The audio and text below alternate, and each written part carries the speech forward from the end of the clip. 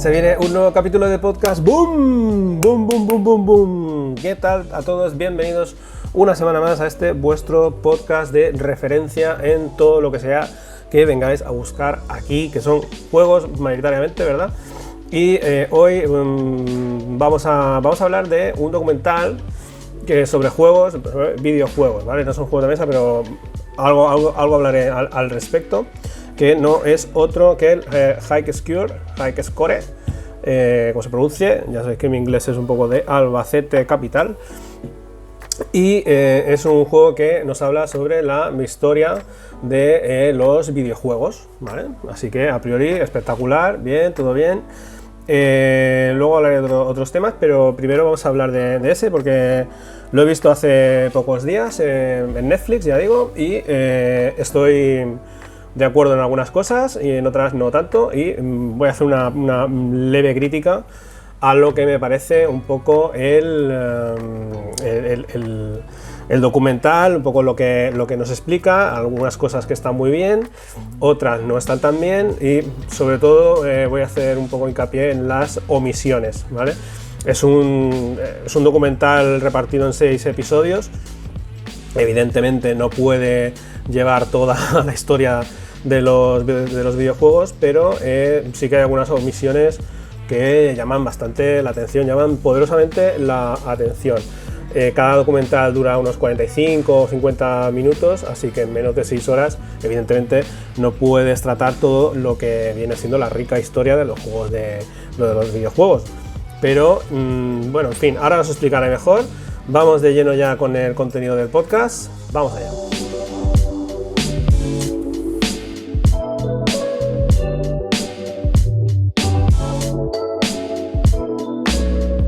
Bueno, como os he dicho, vamos a hablar del High Score. ¿Os habéis dado cuenta que no llevo ni altavoces ni hay el micro porque se me ha estropeado todo el sistema y estoy haciéndolo con el de solapa, ¿vale? Pero bueno, esto no es importante, solo digo que ya no sé qué más me puede pasar con el podcast que está saliendo, porque por ciencia infusa está saliendo. Vale, bueno, vamos a ver un poco para que los que no sepan de lo que estoy hablando, así lo pongo así, los de que me estáis escuchando, bueno, estoy poniendo simplemente una imagen del High Score, ¿vale? High Score en el mundo de los videojuegos. High Score en el mundo de los videojuegos es un documental creado en 2020 para mayores de 16 años, es la primera temporada y pone que esta docuserie narra la historia de los videojuegos clásicos y presenta a los mismísimos visionarios que dieron vida a estos mundos y a sus personajes. Así es como se presenta. Hay un vídeo en el que pues, podemos ver que efectivamente empieza a hablar de los videojuegos clásicos, ¿vale? Y entonces posiblemente a nosotros, a los que somos, bueno, los que hemos jugado a videojuegos clásicos desde mucho tiempo, no, pues desde los 80, desde que me regalaron el Spectrum, ¿vale? El documental, bueno, es un chute de nostalgia pues bastante notable, ¿no? O sea, todo el mundo ha jugado videojuegos, todo el mundo ha jugado los juegos más famosos y el documental hace un repaso por todos ellos. Bien, cosas buenas y cosas malas. En el primer episodio, básicamente se nos habla sobre, a modo de broma o de cliffhanger, o se nos habla del Space Invaders y tal, el creador, pero también sobre el peor videojuego de la historia, que es E.T., ¿vale? Entonces sale el pavo que hizo E.T. Está muy gracioso y tal, pero a E.T. no hemos jugado muchos, ¿verdad? Pero digamos que este es el estilo del documental, de centrarse un poco en anécdotas, en cosas así, a fin, digamos, de presentar una historia amable, no la historia como tal, toda la historia, pero sí algo pues que le haga reflexionar al espectador sobre algo que pasó. En este caso, pues mira, como el que está considerado como el peor videojuego, que sale ahí su creador y dice: a ver, lo hice mal, lo sé, pero es que me pusieron un tiempo límite y lo cumplí, y yo pensé que eso estaba bien y eso estuvo mal, y fue el inicio del fin de Atari y tal. Bueno, pues muy bien. Eso que podrías haber explicado en 5 minutos, resulta que al final es el leitmotiv un poco del primer episodio, porque los que estamos más al loro de la historia de los videojuegos, pues sabemos que efectivamente fue eso terrible, fue el peor, uno de los considerados como el peor videojuego de la historia. Hicieron muchísimas copias, hicieron más que consolas había. Y entonces tuvieron que enterrar en el desierto copias que no se podían vender, porque en el juego no lo quería nadie, la gente que lo compraba lo devolvía. Muy bien, vale, perfecto. Eso puede ser algo realmente pues, curioso, pero no es la historia de los videojuegos. El documental en este primer episodio ya nos da mimbres de por dónde va a ir la cosa, que es contar una historia de los videojuegos, no la historia de los videojuegos. Es una historia que a ellos les parece pues la más, digamos, televisiva, la que da más show. Mira, el peor videojuego.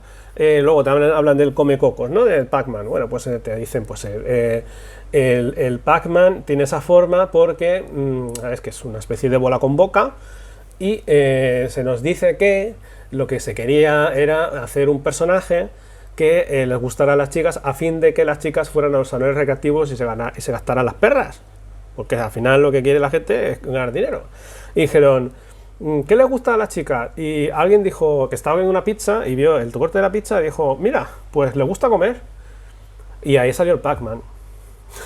¿Tú te lo puedes creer o no? O sea, bueno, pongamos caso que eso fue así, que eso salió así en una comida que hicieron en una pizzería, y alguien dijo: mira, pues vamos a hacer un personaje que coma, porque es un personaje que no es violento, que simplemente está comiendo unas bolas y tal, y está eso gracioso. La forma de contarlo, de que para le gustan las chicas, y entonces se van metiendo ahí un poco ya, digamos, la llamada, bueno, pues hay, digamos, un poco de agenda política, y eso es un poco lo que me voy a centrar a hablar ahora. Y ahora no me voy a centrar tanto en explicar el resto de los otros 6 capítulos, porque me parece suficientemente relevante ya con el primero, porque es que no os quiero destripar si luego lo queréis ver, ¿vale?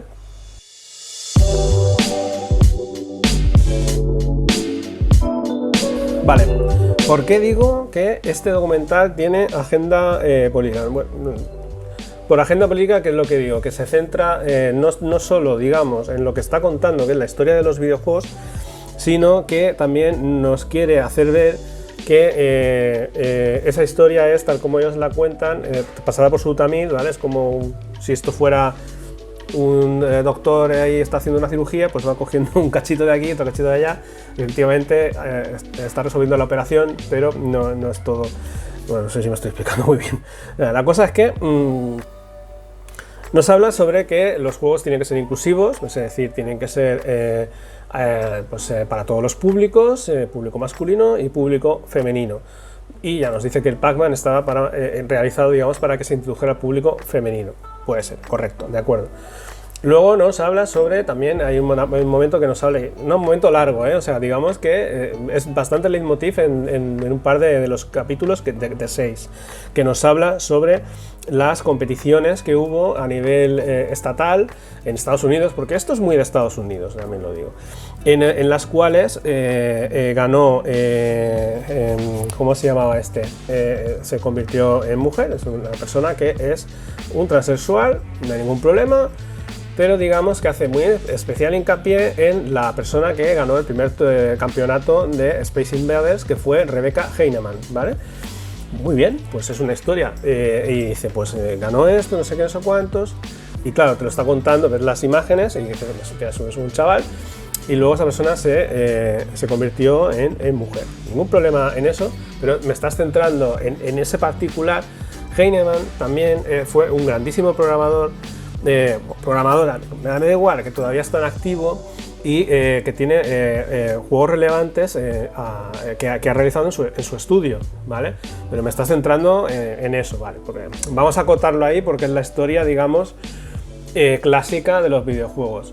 Luego también hacen el campeonato de Sonic, porque Mega Drive, o sea, la Sega, todos sabemos, los que hayamos jugado, que tenía gran rivalidad con Nintendo, y durante los años, principio de los 90, rivalizaba Nintendo con Sega. Muy bien, de acuerdo.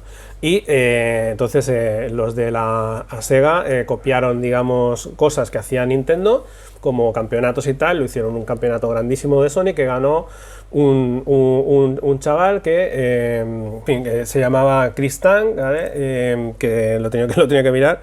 El nombre no es la relevancia, digamos. Chris Tang es un americano naturalizado o hijo de descendientes, no sé si de China, coreanos, tiene rasgos asiáticos.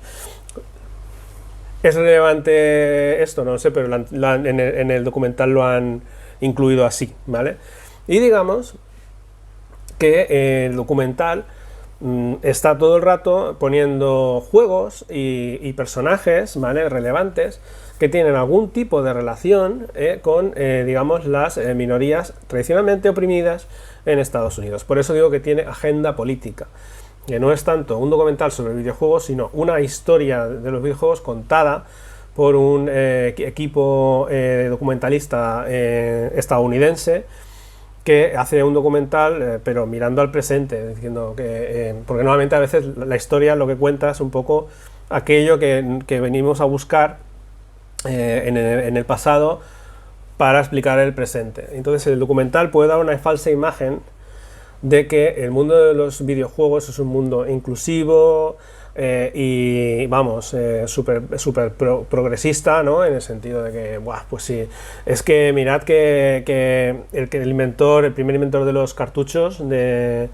consola fue una persona de color, y es que no se lo ha tenido en cuenta. Pues mira, ¿qué es esto? Y ahora todo el mundo lo sabe y tal. La gente lo desconoce. Está bien que en el documental lo diga. Pero digamos que tiene esa parte. ¿Por qué la tiene? Pues porque seguramente en Estados Unidos, en el momento en que se ha hecho este documental y ahora ha salido, hay una corriente conservadora, muy conservadora, que está oprimiendo, digamos, a las minorías, y lo que pretende este documental es lavar un poco la imagen del país, decir que tampoco somos tan malos. Obvia completamente el tema del Gamersgate, por ejemplo, o sea, de las mujeres que han sufrido acoso laboral y han tenido que dejar sus trabajos relacionados con los videojuegos, o de críticas de videojuegos que han visto como hacían de su vida un infierno. Evidentemente el documental de High Score lo omite, ¿vale? Posiblemente lo omite porque eso se ha dado recientemente, son cosas que han pasado a lo largo de la última década, si quieres, ¿vale? Digamos que antes no sucedía esto, y posiblemente no sucedía porque lamentablemente la mujer, la figura de la mujer, no estaba tan metida en el mundo del videojuego. Ahora sí, y se trata de normalizar esto. Me parece correcto, pero me estás contando una historia falsa. Me estás contando una parte de la verdad, pero no el todo. Dejando aparte ya este tema, que siempre es polémico, o sea, yo estoy a favor de que se incluya esto, ¿vale? Evidentemente, pero es que te estás dejando, por poner esto, por poner tu discurso, te estás dejando de poner tantas cosas, como por ejemplo, han omitido juegos tan relevantes para la historia de los videojuegos como lo es el Tetris. ¿Alguien se puede explicar la historia de los videojuegos sin el Tetris? Por el amor de Dios, que fue el juego que venía con la Game Boy, que era todos los niños de los 90, absolutamente todos los niños de los 90 querían una Game Boy. Y el juego que tenía con la Game Boy era el Tetris, de Alexei Pajitnov, creo que se llama. Alexei Pajitnov, lo que pasa es que era un programador ruso de la Unión Soviética. Y este tipo no casa en el documental muy bien, porque lo que trata todo el rato es de explicar la historia de los videojuegos clásicos en Estados Unidos. Y por cojones no le queda otra que poner Japón, porque diera la sensación en el documental de que Nintendo es la japonesa y Sega es la rival de Estados Unidos, cuando las dos son de Estados Unidos, cuando las dos son de Japón. Es muy raro, porque yo estaba viendo el documental y digo, espera, es que... Vale, porque en un momento dado Sega de Estados Unidos pretende hacer la competencia a Nintendo América porque tenía copado el 90% del mercado. Y entonces Sega Estados Unidos contrata a un kraken de estos del marketing, a Joe Madden, que era uno de los del fútbol americano más famosos, y le da imagen a unos videojuegos de fútbol americano, como aquí en España se hizo en su día, poniendo en el PC Fútbol la imagen de Michael Robinson, y asociamos Michael Robinson, bueno, de alguna manera el PC Fútbol tuvo una imagen muy reconocida, digo, para que se entienda lo que fue Joe Madden en Estados Unidos. Vale, perfecto, de acuerdo. Y entonces, ahí ya me estás como diciendo, Sega es la americana, Nintendo es la japonesa, y mira que al final Sega le ganó la partida. Eso no es cierto. Las dos eran casas de hardware y software japonesas, y tuvieron una sucursal en Estados Unidos. Y a tocar por culo, ya está, ¿sabes? Es un documental absolutamente americanocentrista, si lo quieres llamar así. Tanto es así, aparte de omitir el Tetris, que no les encaja a lo mejor en ese puzzle que quieren hacer, es que se cargan a toda la producción de ordenadores, microordenadores y juegos de Europa. Toda. No sale el ZX Spectrum, no sale el Amstrad, no sale el MSX, no sale el Commodore. No salen, por tanto, tantas y tantas compañías que fabricaron, que crearon videojuegos clasicazos para los ordenadores de 8 bits. No los nombra. O sea, habla de las universidades de Estados Unidos y de cómo allí surgieron gente pues, que de repente estaba interesada por los videojuegos. Y luego ya el Pac-Man, y luego ya Street Fighter 2, ¿sabes? Y dice, hostia, pero ¿de verdad me quieres explicar la historia de los videojuegos obviando tantas casas y tal? En el capítulo, creo que es el capítulo 3, ¿vale? Te hablan de los juegos de rol. Y con una leve pincelada te dicen, sí, los juegos de rol y de aventura, ¿vale? Es como lo mismo que empezaron con los juegos de texto, ya que voy a meter a mi propia cullerada, que con la aventura original, con la Colossal Cave, ¿vale? Y te dicen de pasada un poco, mira, antes los juegos eran de texto, pero la gente se aburría y luego los quiso hacer de gráficos, y ahí ahora tenemos las modernas aventuras. A ver, ¿cómo me puedes resumir así de sencillo algo tan complejo? Vamos a ver. O sea, ¿me estás queriendo decir que, por ejemplo, vamos a obviar a casas como Infocom, Level 9, Magnetic Scrolls? ¿No son interesantes esas casas de aventuras gráfico-conversacionales? Digo más. Pues si quieres que dicen, es que eso no lo jugaba ni Cristo, ¿no? Las aventuras de texto, ¿vale? Las aventuras gráficas sí que las jugaban, ¿no? ¿Me quieres decir que no es importante, no es relevante para una historia de los videojuegos la rivalidad entre Sierra y LucasArts?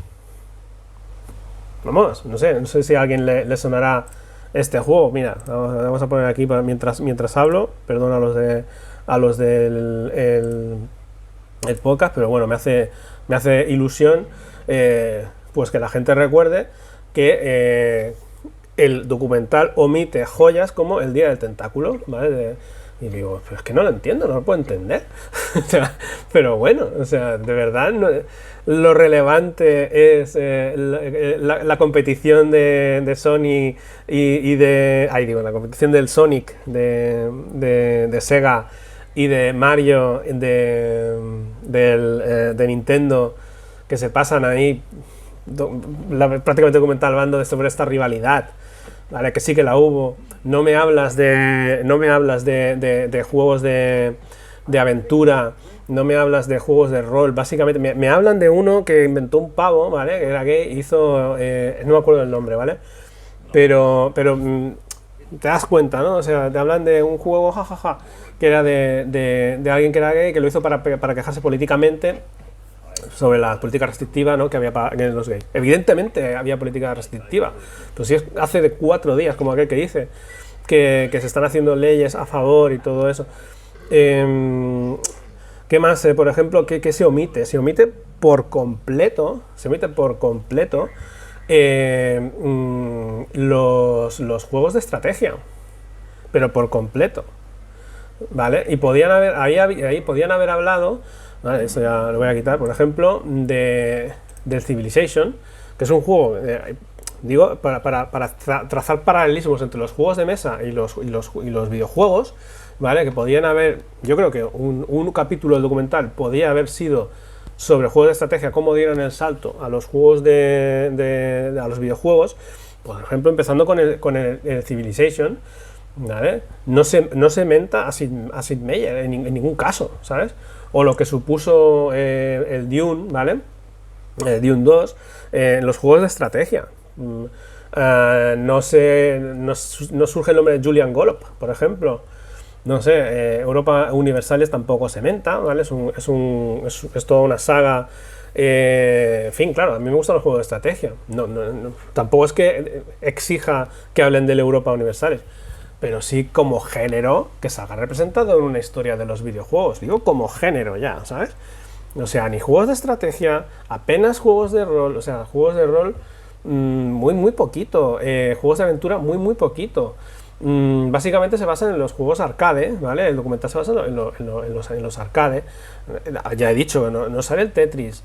No sé si me estoy dejando algo más, pero bueno, la cosa es... Mira, voy a poner aquí el Tetris mientras voy hablando. La cosa creo que está clara, ¿no? Que es un documental excesivamente centrado en las glorias, digamos, de Estados Unidos. Y digamos que hay un 80% Estados Unidos y un 20% Japón, ¿vale? Aproximadamente. Me parece que tampoco está muy centrado en lo que es explicar lo que es la historia de los videojuegos como tal, ¿vale? Sino en una historia de los videojuegos que trate de complementar las carencias en cuanto a igualdad de género, en cuanto a igualdad de oportunidades en la industria, en Estados Unidos y en general en el mundo, y que trata de maquillar eso, que trata de hacer olvidar el Gamersgate, maquillando ciertas partes de la historia. Me parece un poco tramposo el documental en este sentido.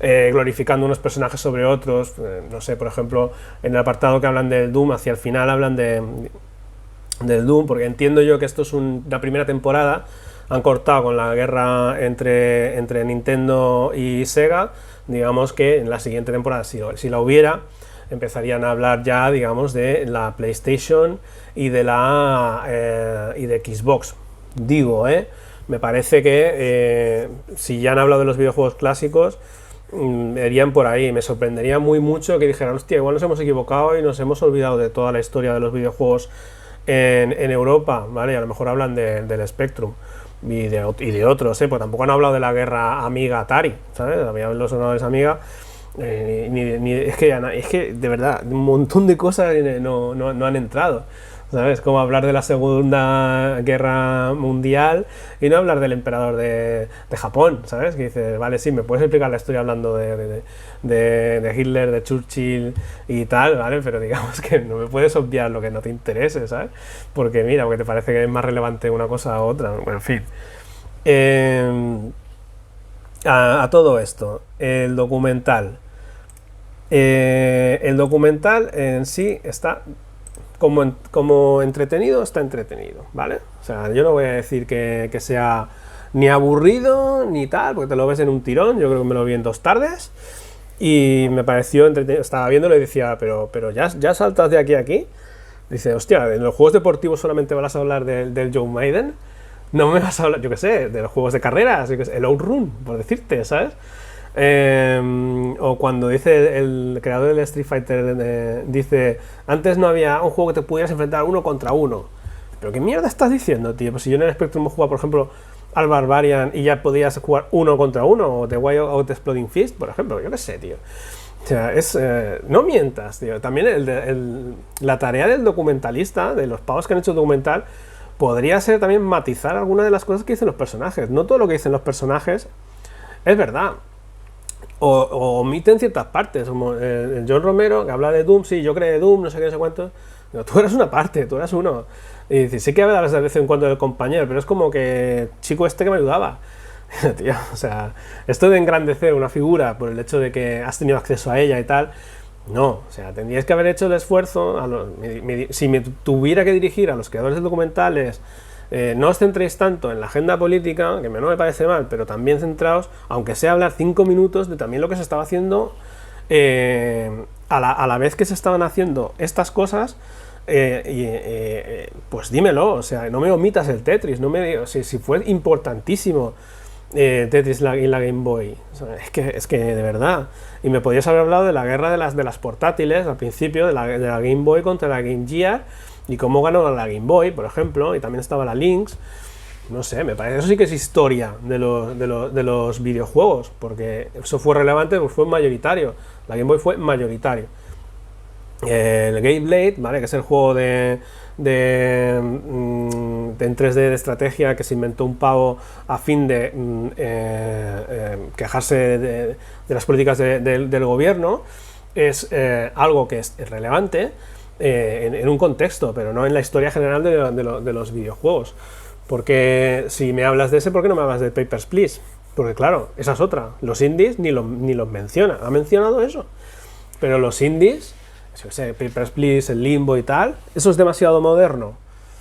Porque si me hablas de una cosa de los videojuegos clásicos, pero en realidad me estás hablando de un juego indie, me podrías hablar también de los indies que se hacían en aquella época. En fin, hay muchísimas lagunas en el documental. En una segunda temporada, si empiezan con la PlayStation, que yo creo que es lo que van a hacer, porque total, ya digamos que esa historia que ellos han querido contar de los videojuegos clásicos de los 80-90, igual ya la tienen solucionada, y hablan de los primeros años del 2000. Y ya pueden empezar ahí a hablar de la PlayStation y de, yo qué sé, de qué van a hablar, no sé. Es que tampoco han hablado de Tomb Raider, por ejemplo, o de Prince of Persia, o de... no sé, ¿qué te puedo decir? Another World. Es que hay clásicos que, como, aunque sea una leve pincelada, me podrías haber hablado porque son videojuegos que marcaron una época y definieron el género, ¿vale? En muchas ocasiones. Bueno, es un poco la crítica que yo tengo que hacer. Aún y con esto, ya digo, el documental se deja ver, es ameno, es entretenido, gráficamente está muy logrado. Porque recuerda, ¿no? a los juegos de la Nintendo y tal, pero es un documental muy centrado en la historia de Estados Unidos. Digamos que está tratado desde una óptica periodística, pero no desde una óptica de un historiador. Por lo menos es lo que yo opino. ¿Vale? Está muy centrado, digamos, en la polémica, en la ideología de género, en la polémica por la polémica de jaja, empezamos con el peor videojuego. Digo, bueno, pues vale, pues si tú crees que es relevante, podrías haber hablado de la Magnavox también, por ejemplo, no sé, por poner una consola que fue la abuela, digamos, de las consolas actuales y de las que hablas en el documental. En fin, un documental que es una sucesión de tiros al aire, más o menos hilvanado, pero no hay una pretensión real de que tú, después de ver el documental, entiendas la historia de los videojuegos, sino de que te hagas una idea de que la industria de los videojuegos es algo inclusivo y tal, y no es eso, ¿no? O sea, no es cierto, digo, hay verdaderas cosas mal en la industria de los videojuegos. Ha habido empresas con serios problemas, como Ubisoft, ¿vale? Por una cultura de empresa dañina y En fin, creo que eso no se tiene que omitir, no hace falta tener una visión happy, di lo bueno y di lo malo, ¿sabes? No quieras hacerme creer que lo normal es lo que me cuentas en un documental, porque no es así. Así que, lamentablemente, tengo que ponerle una nota negativa al documental. Lo positivo es lo ameno que es, pero a la mínima que te acuerdas tú de la historia, de lo que tú has jugado, yo he tenido una Mega Drive y he jugado al Sonic, sí, muy bien, ¿sabes? Y mis amigos tenían la Nintendo y había una rivalidad, pero tampoco tanta, ¿sabes? Porque a mí Mario me encanta, ¿sabes? Pero coño, también veníamos del Spectrum, ¿sabes? Quiero decir, no puede ser que me quites ahí 10 años de historia, tío. Es que es demasiado, es que yo exigiría un capítulo, digamos, de disculpa, ¿vale? Un capítulo 7, disculpas, ¿vale? Nos hemos olvidado de Sir Cliff Sinclair, de Alan Sugar, pues yo qué sé, tío, es que hay Dios y la madre, ¿sabes? No sé, en fin, esto es un poco lo que tenía que decir sobre este documental. Y vamos a hablar también un poco de juego de mesa, bueno, de salseo, y ya vamos a cerrar la movida.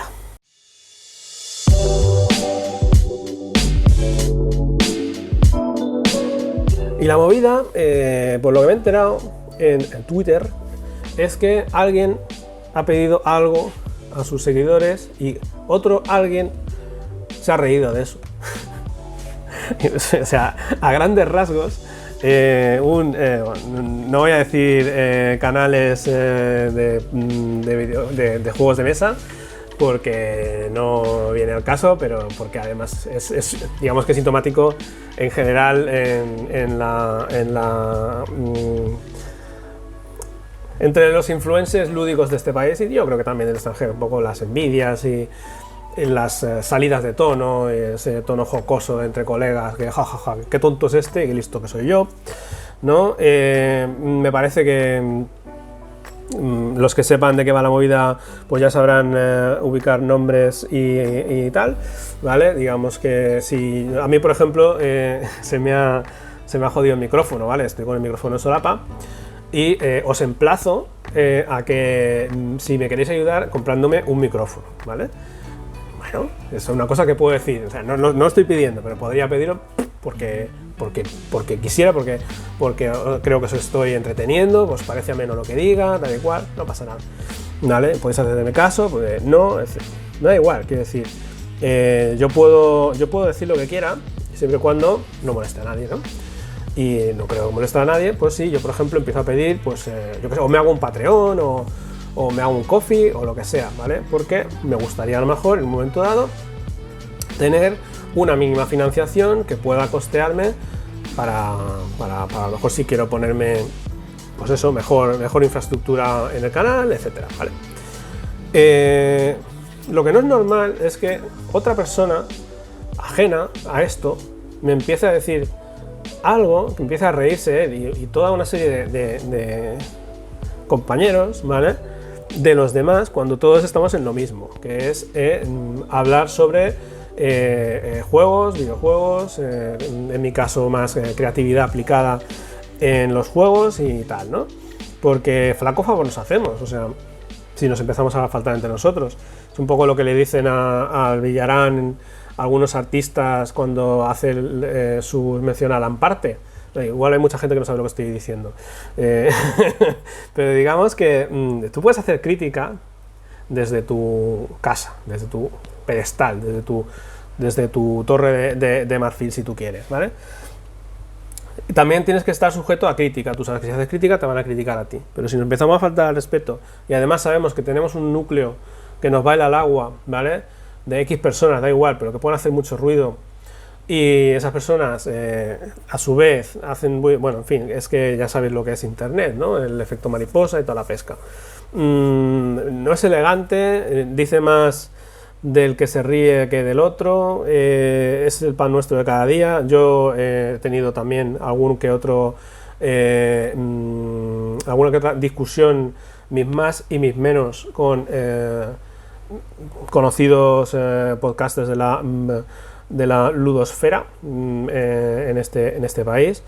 Lo mejor que se puede hacer es al final pues ignorar, pero es difícil cuando, por ejemplo, en mi caso me juego las perras, ¿no? En una editorial y tal, y ves que todos son palos y que las únicas, digamos, palabras a favor te vienen de medios extranjeros que no saben la movida que puede haber en España.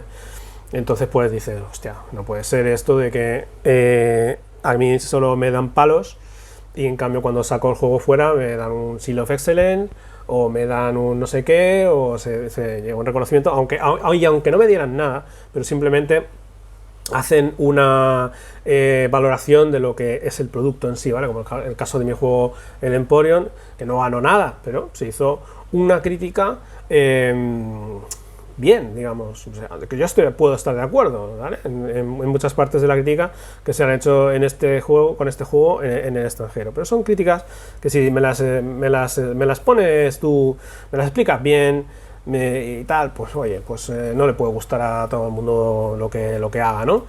Y yo les encajo y ya está, ¿vale? Pero aquí en España se entiende la crítica como libertad de insulto, pero a mí no me digas nada porque esto es mi hobby, y entonces por ahí no paso. Así que desde aquí todo mi apoyo, ¿vale? A las personas que piden y que, sí, y aunque luego se les dé o no se les dé, pero que se tenga un respeto, ¿vale?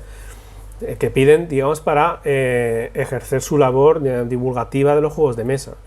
No tanto a las personas que piden y no aportan nada, ¿vale? Porque yo, en el caso de la editorial, hemos dado juegos a algunos de estos podcasters al principio, ahora ya nada, pero al principio sí, muchas veces pues esas colaboraciones han quedado en el limbo de los justos, porque nunca salió tal colaboración, ¿vale? Así que poco más puedo añadir a esto, que es la de que nos respetemos un poco todos entre todos, que asumamos que las críticas se pueden dar, se pueden recibir, pero no hace falta pues insultar, ¿no? O sea, no sé, cosas que se pueden decir que si te las dijeran a ti, no digas a otro lo que a ti no te gusta que te digan, ¿no?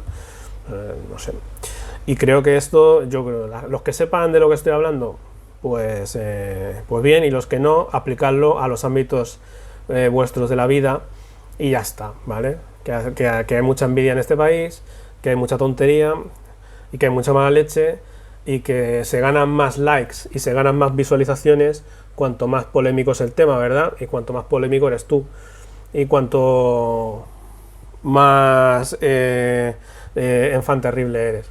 Así, y eso es, si tú pones la tele, lo vas a ver, por ejemplo, en los programas de debate, donde todo es un griterío y un y tú más, y en los programas, o sea, que parece tú un sálvame, ¿vale? Básicamente, o el chiringuito.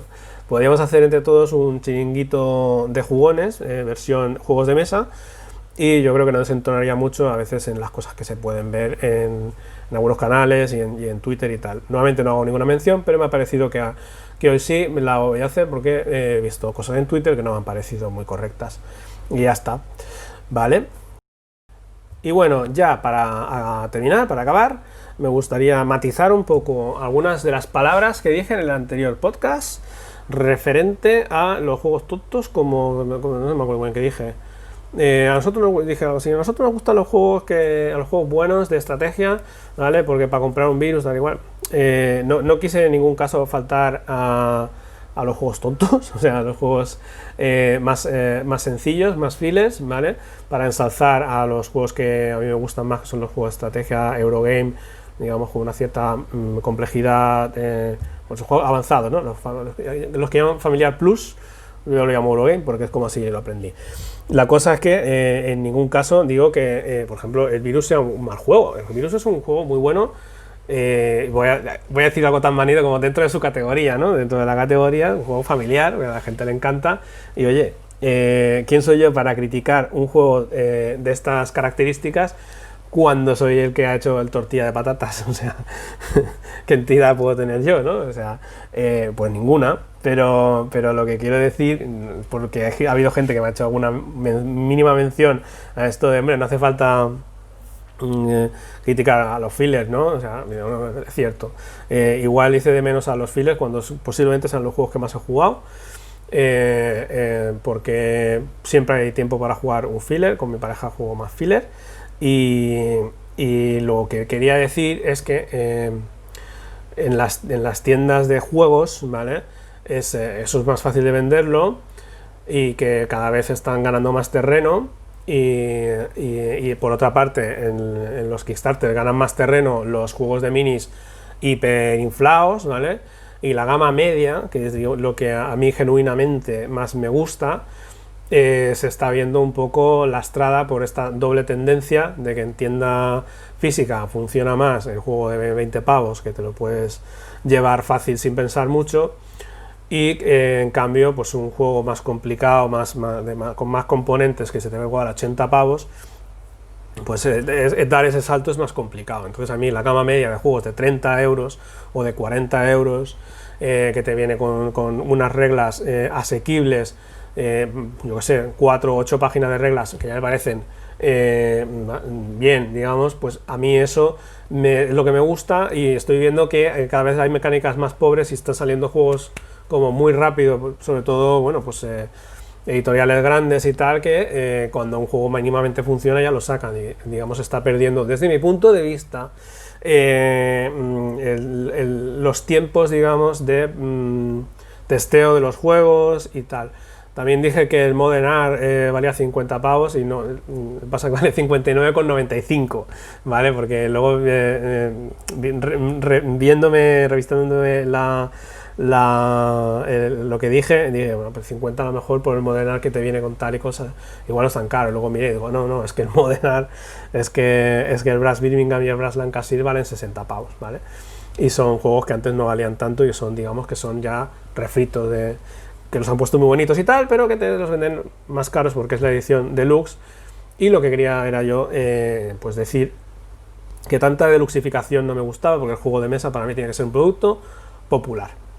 Y aclarado esto, creo que doy por terminado este episodio de podcast, y espero ya, sí, en el siguiente traer a un invitado. Ahora he hecho un par de que no he traído invitados, porque no he hablado al principio con nadie, pero ya tengo una pequeña lista de invitados, a ver si alguno de ellos accede a hablar, ¿vale? Y si también os gusta que haga este tipo de comentarios de cosas que veo en Netflix o de lo que sea, pues me podéis decir, ¿vale? Y si mola, pues hago más, pero si no, me centro en las entrevistas y en hablar sobre, básicamente, juegos de mesa, juegos de texto y creatividad aplicada, digamos, al mundo del ocio lúdico. Un saludo para todos. Adiós.